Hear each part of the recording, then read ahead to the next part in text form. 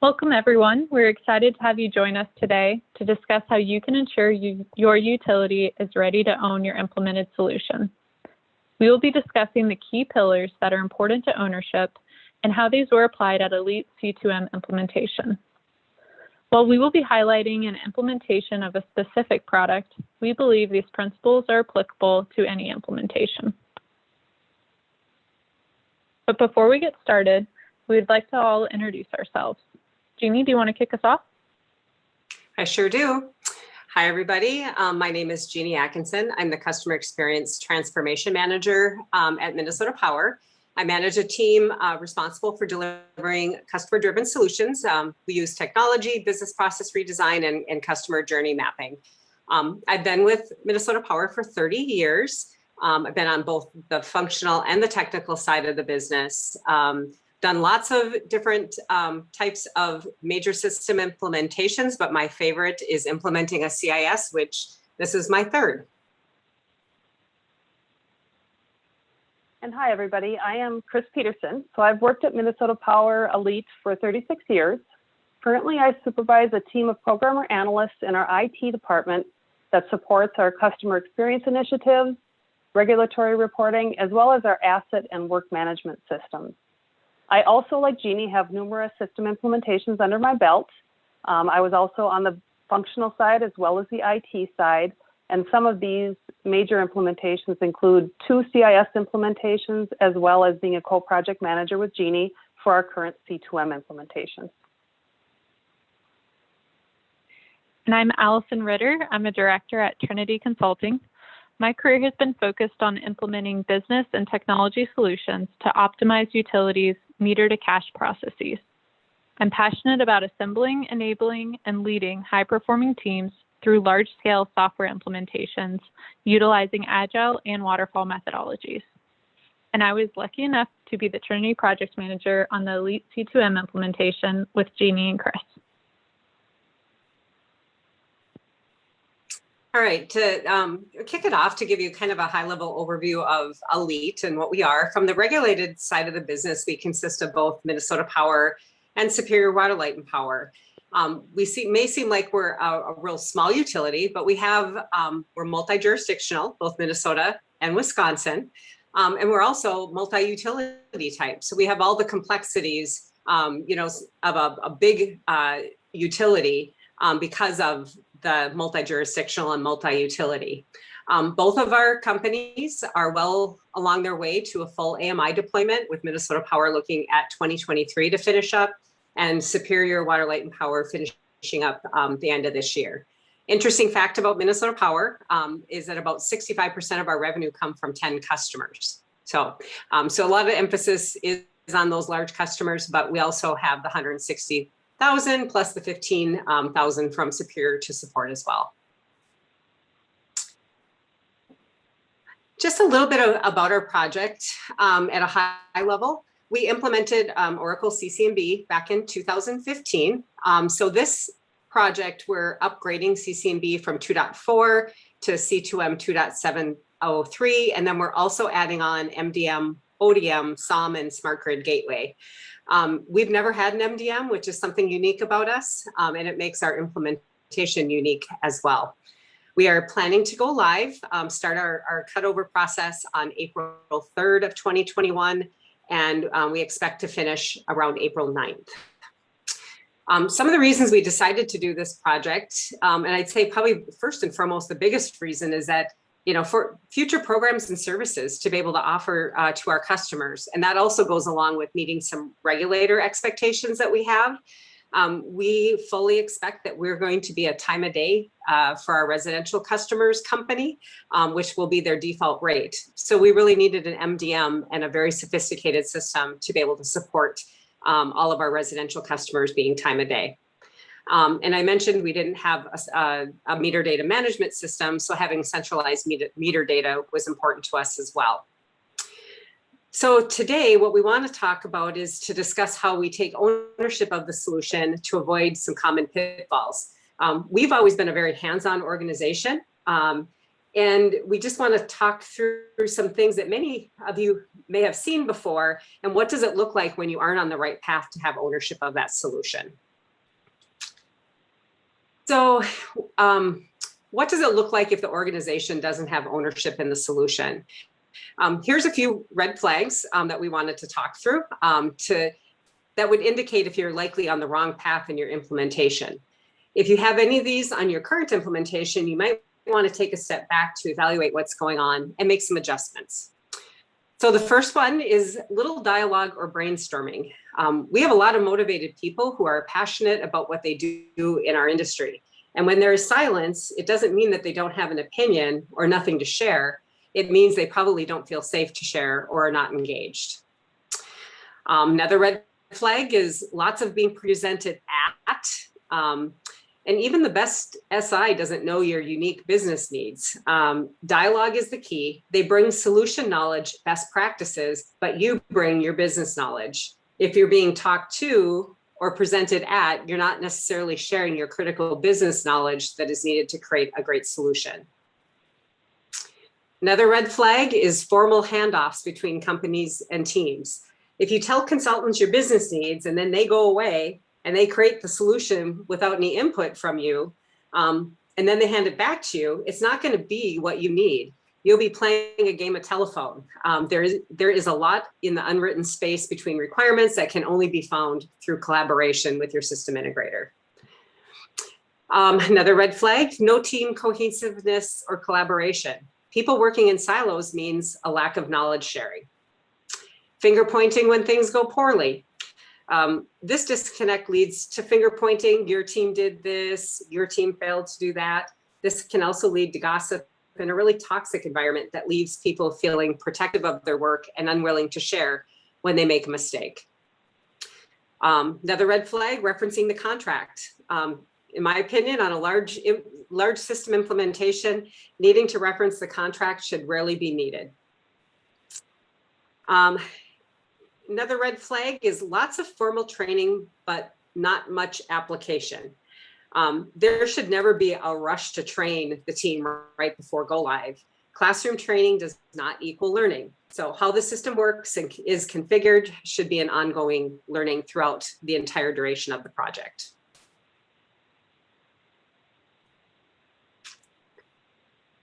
So if there isn't ownership in the solution, what does it result in? So the first thing is if the solution doesn't meet your needs, as mentioned before, only you know your business needs. If you aren't in the weeds making the decisions and collaborating with your SI, there's going to be things that you miss. This is probably one of my favorites, is the lack of adoption or offline workarounds. So when the system doesn't meet the needs of the business and it's not understood, people are going to start making offline workarounds on the side that are undocumented, which decreases the business value you get out of the implementation and segmenting information in offline spreadsheets. Could be an extended timeline for the project based on last minute surprises. Not seeing your system until 8 months in when testing starts could lead to a lot of last minute surprises and long timeline extensions because you realize that's not what we needed in a solution. Next one, if you can't support and run your new production system without consultants, that may be a red flag that this isn't, unless this is your business model. There are some utilities that, that's what they do. They do have consultants that kind of help bridge that gap. But while I like to say we love our Triniti team, we do need to let them go. And they can't stay forever to support our production, because that's the culture at our company, is that we do take that ownership. And then lastly, having every enhancement patch means bringing in consultants. At ALLETE, we have been successful doing our own patching and upgrades because our business and IT folks understand the configuration, logic, and business processes.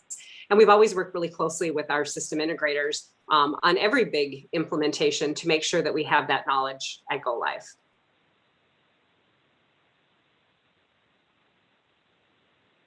So Jeannie covered what ownership doesn't look like. Let's talk about what it does look like. The project stages for the project is shown at the bottom of the slide. And the key concept is that solution ownership and business knowledge are not static over the project. Coming into the project, the consultants bring knowledge of the solution and best practices, You bring the knowledge of your business needs. Both pieces are critical to building a good solution. Consultants can build the most technically elegant solution, but if it doesn't meet your business needs, it's really useless.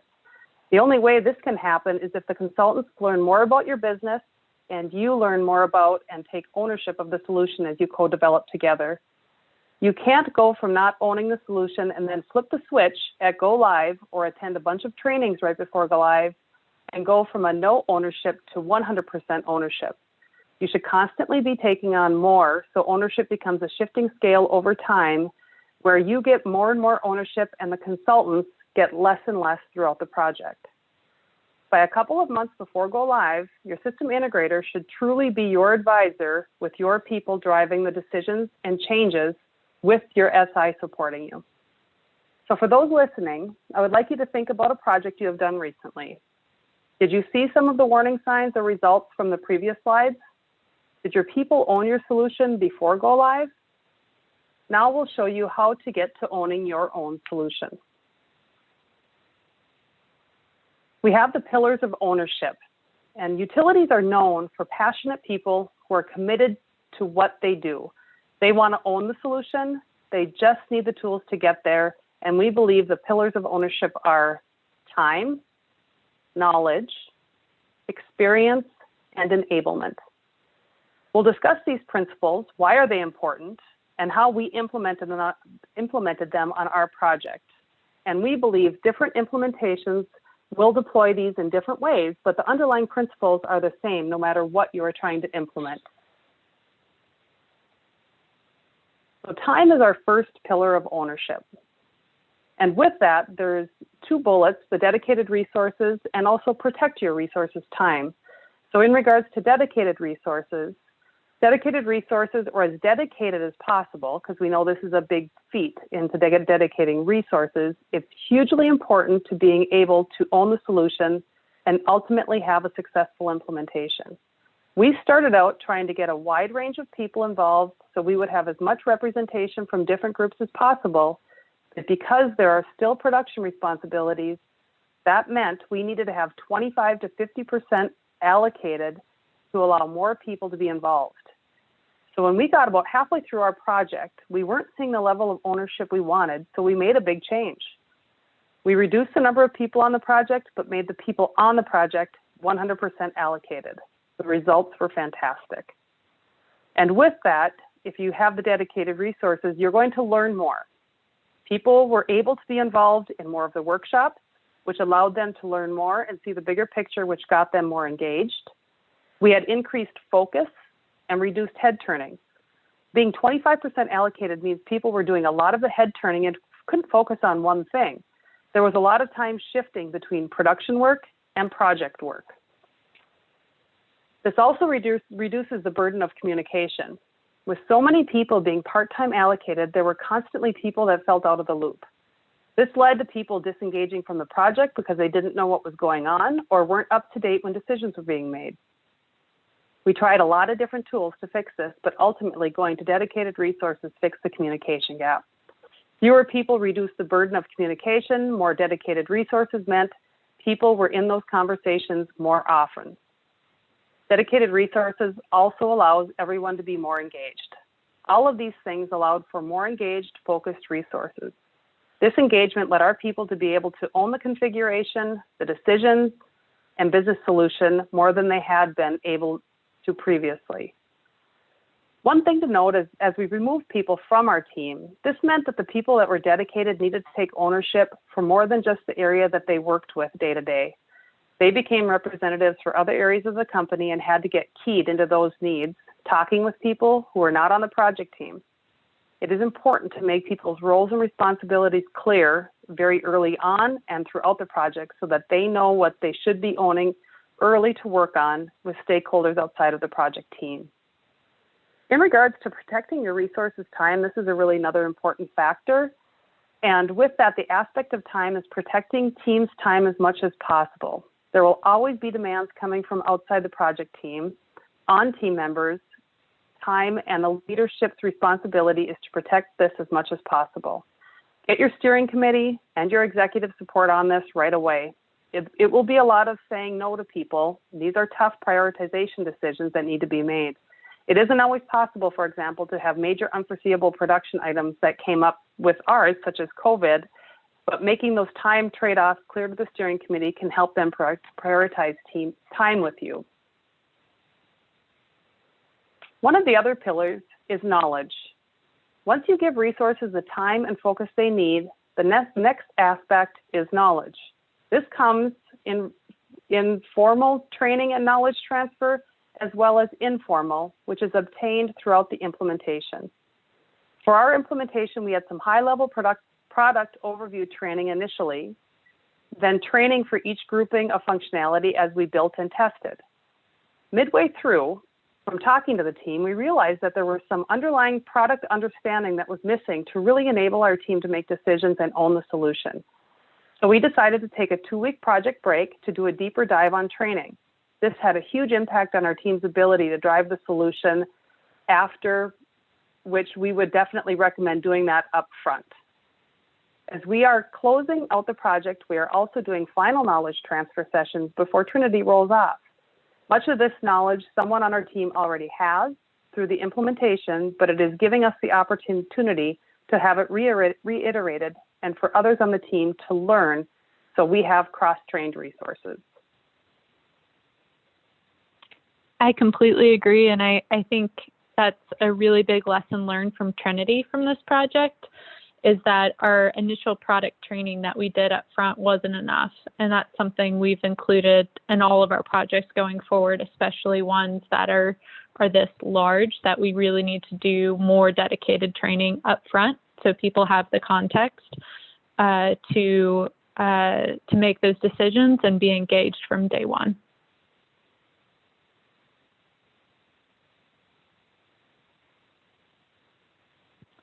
All right. So going into experience.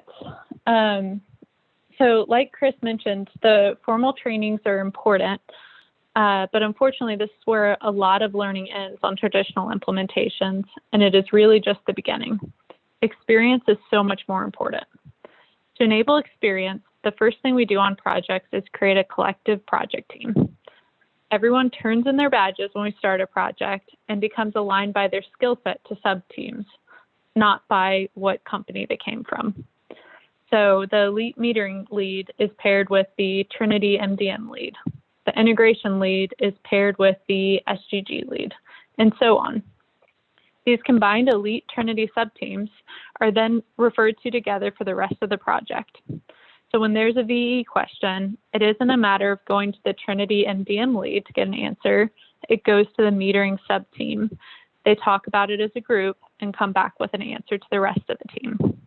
This is extended to all stages in the project. It starts early with the process flow workshops. These workshops are used to learn requirements through the context of a business process flow. The ALLETE Triniti sub-team presents these together. As part of the preparation, the Triniti resources learn the business context from their ALLETE counterparts, and the ALLETE team learns the solution from their Triniti counterparts. They use these learning sessions before the workshop with the larger team to collaboratively determine what and how to present.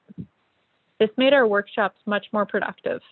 Even small things like terminology were fixed using this model, so material resonated with the team, and the workshop could be focused more on decision-making and action. This partnership continues to building the solution. The sub-team worked collectively to configure. In our last iteration, ALLETE actually configured the whole system. This was done with Triniti's advisement and assistance through daily WebExes with the sub-teams to discuss and review previous day work and answer any questions. We used Microsoft Teams to collaborate on assignments for configuration and have ongoing chats on the sub-teams. This led naturally into co-fixing defects. Another area this extended to is the decision meetings. Because of the foundation that was set, our decision meetings became very collaborative. Scope management was an important aspect of the project's success. Whenever we had a potential scope change or customization, We put together options with pros and cons and discussed as a group. These would always be brainstorming and sometimes very passionate debates about what solution we'd go with, and usually ended up with a solution we hadn't started with. Ultimately, ALLETE always decided what to go with based on what works best for their business needs, but of course there's a lot of input from their Triniti counterparts. In Trinity's methodology, we divide functionality into several logical groupings that build on each other. For example, in the first grouping or iteration, we would load meter reads. In the second, we would validate. In the third, we would bill, and so on. The functionality is designed, built, trained, and tested in that group before moving to the next group. This got everyone's hands on the system much earlier. Testing was one of our biggest challenges going remote. We had to find ways to collaborate off-site. One of the ways we did this was with testing office hours, where we had 2 hours every day where anyone could call in with questions. Before this change, while resources were available for questions over chat or phone, we still had testers who were sitting too long on questions because it added an extra barrier to reach out to the team. Not in the way that being in the office would. In the office, you can just look over a cubicle wall and ask a question, and it doesn't feel like a big deal. And when we saw that was a challenge, doing the office hours where we just had someone on the line really opened up those lines of communication again. And I think this is a really important aspect of ownership, and it goes to the collaboration aspect, is get creative with your tools. Different things are going to work at different times. So just, I would say, try whatever works for your team, and don't assume just because the avenue exists that collaboration is happening. Preparing for go live is another important area where ALLETE really drove the process and Triniti resources were just advisors. ALLETE organized everything and drove all the tech mocks, the dress rehearsals, and the go live. This is important because go live leads into the production system. So ALLETE owning go live meant they were owning what goes into production and also owning the last major step of the project. If Triniti had owned go live, then there would be a rushed handoff after go live for handing off the solution to ALLETE before Triniti rolled off. To ensure collaboration remotely on the dress rehearsals and go live, we had a WebEx running 24 hours a day, and everyone performing major tasks, the go live leads, the PMs, were on the WebEx throughout the entire period. We also had at least one Triniti person that was assigned to be on the line at all times to ensure that we were ready to support our team.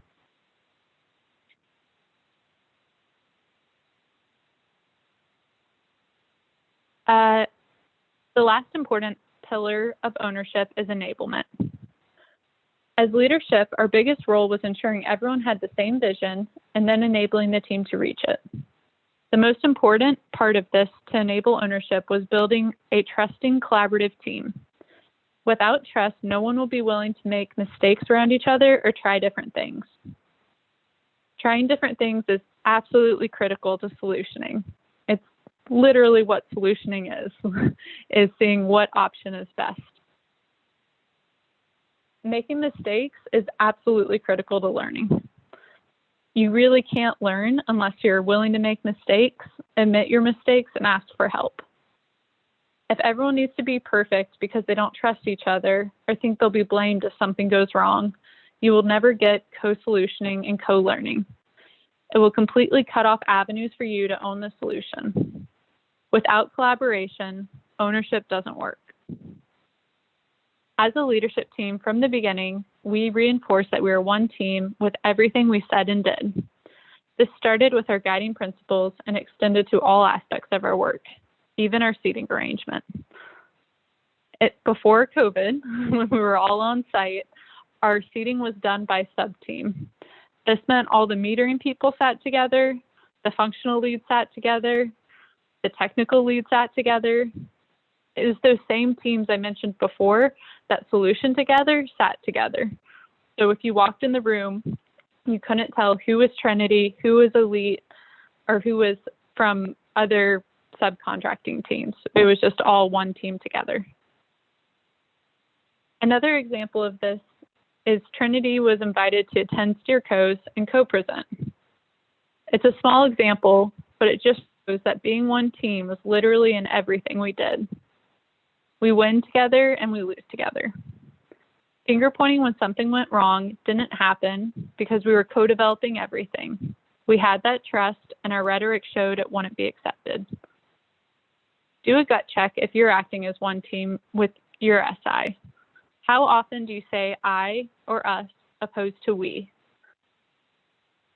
Another aspect of enablement was allowing the people closest to the problem with the most information to make the decisions. Leadership would guide and ask questions, but rarely did we override the decision of the person closest to the problem.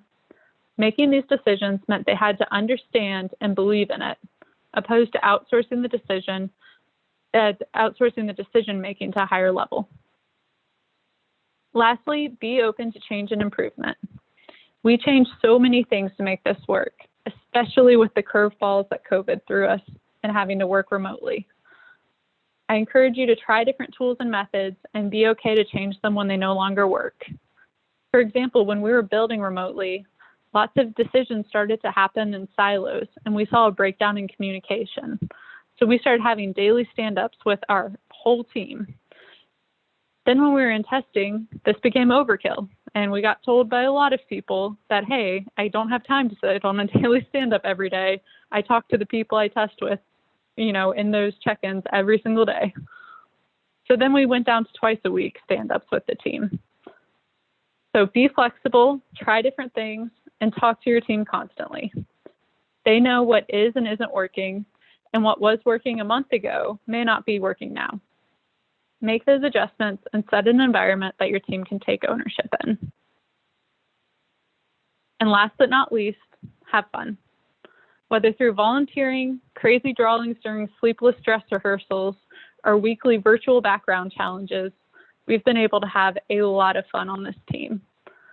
And it's not just about having fun for the sake of fun, that life is too short, but really getting to know each other is the best way to build relationships, which allow trust, collaboration, and ultimately allow you to take ownership of the solution. Taking ownership during the implementation is work and takes more engagement than letting the SI own everything. But the benefits are you have a better system because your business knowledge is ingrained, and it's cheaper than having consultants for the long term every time you need to make a change.